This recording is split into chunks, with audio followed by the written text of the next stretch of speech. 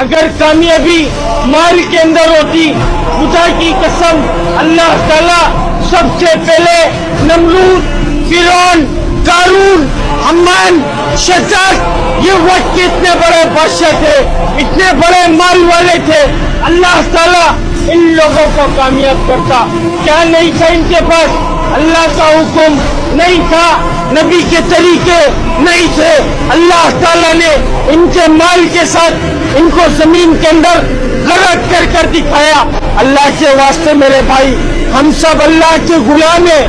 رسول اللہ صلی اللہ علیہ وسلم نے فرمایا جس کا مفہوم کہ دنیا مسلمانوں کے لیے پیٹ کھانا اور کافروں کے لیے جنت، دنیا ہماری عیاشی کی جگہ نہیں ہے، ہماری عیاشی کی جگہ، ہماری آرام کی جگہ، ہماری راحت کی جگہ کیا ہے؟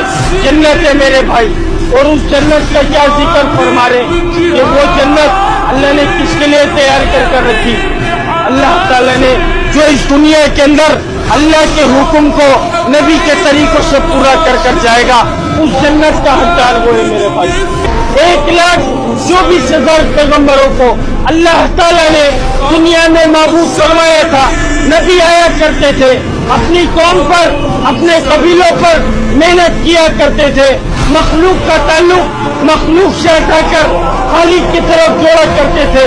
ہم سب کا ایمان، ہم سب کا یقین ہمارے نبی رسول اللہ صلی اللہ علیہ وسلم آخری نبی، قیامت تک کوئی نبی، قیامت تک کوئی نبی۔ اب دین کو کون پھیلائے گا میرے بھائی؟ دین کو پھیلانا میری، آپ کی، ہم سب کی، پوری امت مسلمہ کی ذمہ داری، اور یہ ذمہ داری اللہ رب العزت نے قرآن پاک میں ہم سب پر لگائی۔